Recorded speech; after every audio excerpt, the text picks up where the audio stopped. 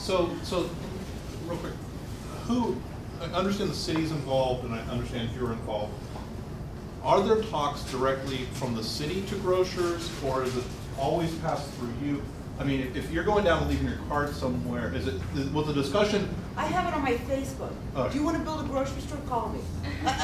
Okay, so if a grocer came direct meetings, do you want to build a grocery store? Call me. I mean, you know, I told my dad, want to move back from Florida and open a deli? Call me. You know, yeah. So they could talk directly. It's Albrecht's deal at this point. I mean, we hope to get to that point. So believe me, I am looking for grocery stores, and if I find a live catch, Joe will get them. Including my dad. They would come to you first. They could come to you first. They could come to me. They could come to Jim Hurley. They could come to you. If somebody comes to you and says, "I want to build a grocery store," you know what? Call Joe and make an appointment. Take the guy down there. Well, what if the community put together a packet themselves and grocers didn't come to us, but instead we advertised our need to them? Would that be okay? Okay. LinkedIn, Facebook, MySpace. I got a Twitter account, you know, I mean, whatever it takes, please, you know, advertise. Well, I don't know who you are. Who are you? I'm sorry, my name's Adele Roth. I work for the city of Akron. Okay, thank you, Adele. Great. You can find me on Facebook. Who are you? Thank you. Then my children will really be humiliated. I have two questions. One was just kind of a thought. It's kind of along the lines of you know, and I'm sorry I haven't been at the other meetings, so maybe this has already been asked. What was the thought in pre-building a building before you had a grocer that was interested, so that instead of expending the money up front to build the empty building that you left empty to try to interest a grocer, when you could have had the plot of land without the building on it? Because if you find someone who wants the space, then you've got to tear that space down or modify it, and it's more expensive. So I'm wondering, and I'm not business savvy, so maybe there was a good rule of thumb you were going by, but it seems counterintuitive to me. Well, yeah. You know what? And then the second. You're right. I completely agree with you. So then the second thing is, because we're looking at this as a community, we're all coming here as a community saying we want a grocer. There's small businesses in this area that have lasted a long time and who have a vested interest in staying here and staying as a community. And a lot of them buy produce for their restaurants. A lot of them buy, you know, lots of different goods. And so what about a cooperatively owned by the local small businesses sort of grocery that in fact might save them money because then they're ordering those things in a larger bulk, so they're getting a better deal.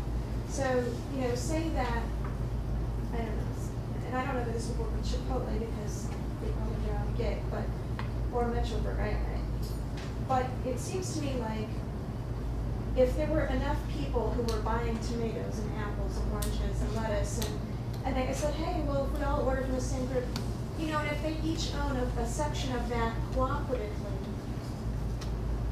you know, maybe it would be beneficial, but it'd be owned by lots of different people, but in the square. And maybe that would offset the cost, and maybe that would be a total nightmare headache, because there'd be that many people saying, I want it this way, I want it that way. So maybe it's not worth looking into it. I don't know if you'd approached any of the businesses in the area and said, hey, would you like to? Yeah, well, I think there's pros and cons to a co-op grocery store, but let me hit on your first question first, the 3,000 square foot building. And just so that you're clear, we haven't built this 6,400 square foot. No, that just walk by the there 3,000. every single time. If we could do it all over again, we wouldn't build that 3,000 square foot building. That was probably, in hindsight, a mistake. We shouldn't have done it. Yeah.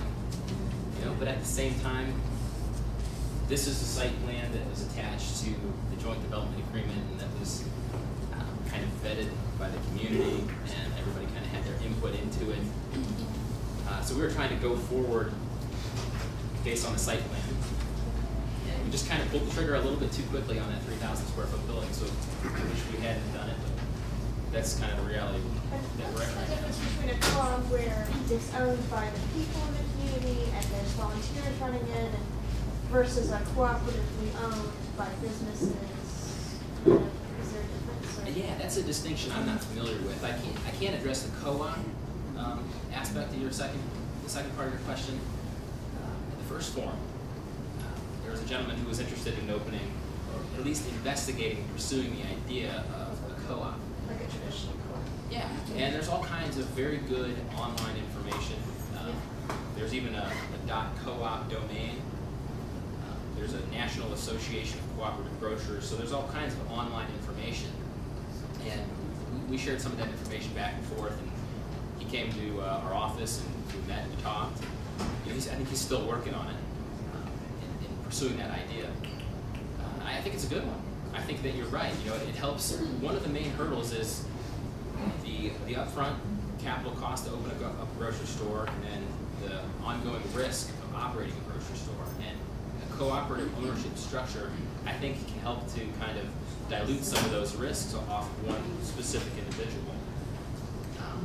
So yeah, but in terms of a specific business, like maybe the new restaurant that's going to open up across the street in the old Two Amigos building, or some of the other restaurants in town, I haven't investigated that component of it, but I'm sure that could be integrated into a larger co-op format. I'm just thinking, I work at the battered women's shelter, and for a time, we were kind of working collaboratively with the assistants to, and I don't know how they were arranging this, but we were able to get our health insurance lowered because if we had their employees in with ours, we got a better deal. Well, then we started ordering paper together and office supplies together, and we were getting better and better deals. And so it was a real smart way to handle certain cutbacks in funding.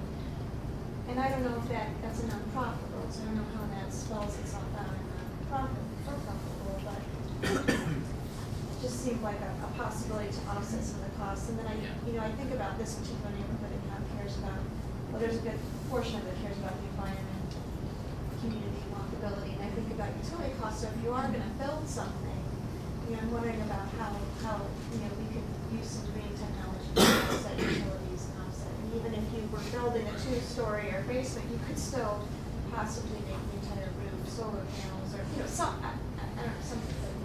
Right. So those are important things to consider. Even if the beans and the mustard seed and wild oats and sunflower market, even if they wanted to each buy a portion of that business, and I don't know, maybe it would feel less risky to them if they owned it. Yeah, I think those are great ideas. The whole idea of a co-op, the impetus for that comes from the community.